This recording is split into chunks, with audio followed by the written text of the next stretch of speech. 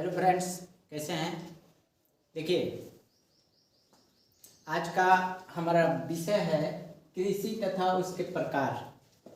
ये कृषि भारतीय अर्थव्यवस्था की रीढ़ है। इसमें सबसे ज़्यादा भारत के लोग इसी में लगे हुए हैं। सबसे ज़्यादा रोजगार देने वाला क्षेत्र यही है। भारत में सबसे ज़्यादा रोजगार देने वाला क्षेत्र कृषि क्षेत्र यानी फार्मर सेक्टर। देखिए, इसको समझते हैं। कृषि तथा उसके प्रकार। देखिए, आधा अधूरा नॉलेज ना वो थोड़ा डेंजर होता है। आप कोई भी विषय पढ़ें, अंत तक पढ़ें, पूरा समझें। अगर आधा अधूरा समझेंगे तो होगा ये कि जो बाद के हम बात बता रहे हैं लास्ट में वो आपका छूट जाएगा। अगर पेपर आया ना छूट जाएगा वो। इसलिए अब जब आप सीख रहे हैं तो बेहतरीन ढंग से सीखिए।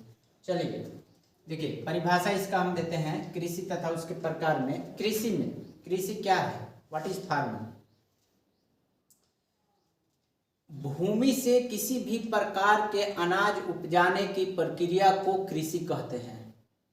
भूमि से यानी जमीन से किसी भी प्रकार के फसल उगाने की, उपजाने की प्रक्रिया को फसल ये कृषि कहते हैं।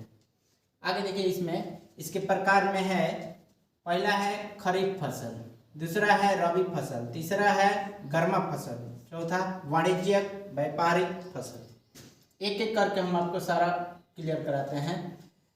खरीफ फसल क्या है? ये फसल खरीफ उसको बोलेंगे जो जून जुलाई के महीने में रोपा जाए यानी बोया जाए और अक्टूबर नवंबर में काट लिया जाए।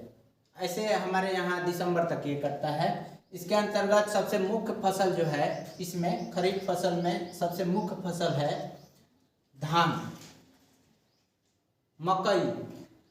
और उस समय, उस अवधि में यानी कि जून जुलाई से लेकर नवंबर तक जो जो फसलें रोपी जाती हैं ये सारे खरीफ फसल में आएंगे। ऐसे इसका बेस्ट उदाहरण है धान, मकई। और दूसरा है रबी फसल। रबी फसल यानी नवंबर दिसंबर में बोई जाने वाली फसल तथा मार्च अप्रैल में काटी जाने वाली फसल। यानी रोपने का समय कब है इसका, रबी फसल का? तो नवंबर दिसंबर में इसको रोपेंगे और मार्च अप्रैल तक पक के तैयार हो जाएगा, तो उस समय कट जाता है। रबी फसल के उदाहरण हम आपको देते हैं, याद कीजिएगा। गेहूं, जौ, चना, मटर, मसूर, तोरिया, आलू, अलसी, राई, तंबाकू, सरसों, ये सारे जो हैं रबी फसल के एग्जाम्पल हैं। ये सारे परीक्षा में इसमें से कोई भी देगा, पूछेगा कि इनमें से रबी फसल कौन है, तो आपको जब याद रहेगा तो आप टिक कर पाएंगे। तीसरा है गर्मा या जायद फसल, इसको बोलते हैं। ये आपका मार्च अप्रैल में रोप के मई जून तक कट जाता है। गर्मा फसल में आपका खीरा, ककड़ी, ये तरबूज, खरबूज, लौकी, नेनुआ, ये सारा चीज इसमें आता है। और लास्ट है आपका चौथा है वाणिज्यिक फसल, व्यापारिक फसल।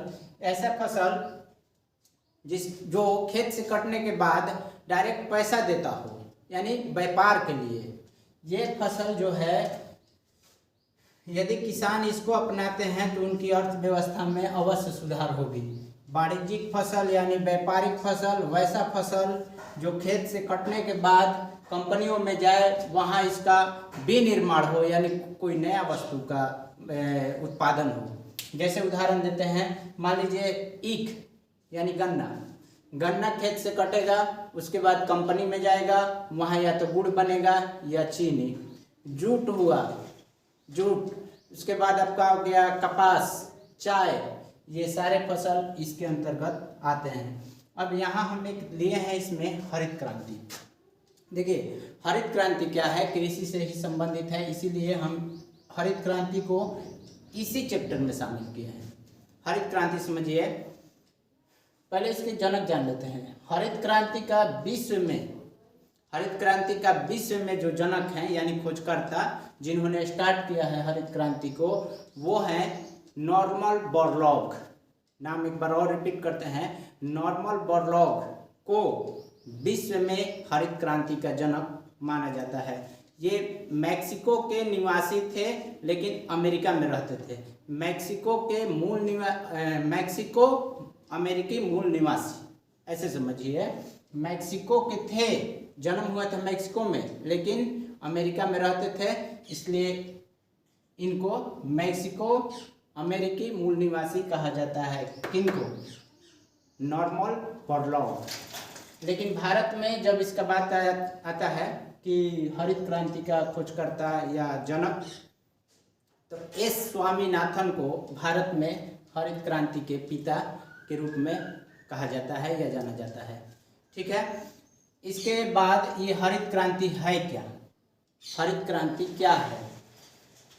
देखिए, पहले जिस भूमि पर जितना अनाज या जो भी फसल रोपा जाता था बहुत कम होता था, लेकिन जब से हरित क्रांति आया उसके बाद उसमें बहुत वृद्धि हुआ, बहुत ज़्यादा परसेंटेज। जैसे बताते हैं गेहूं में तो 500% की वृद्धि हुई है। किसके कारण? हरित क्रांति के कारण।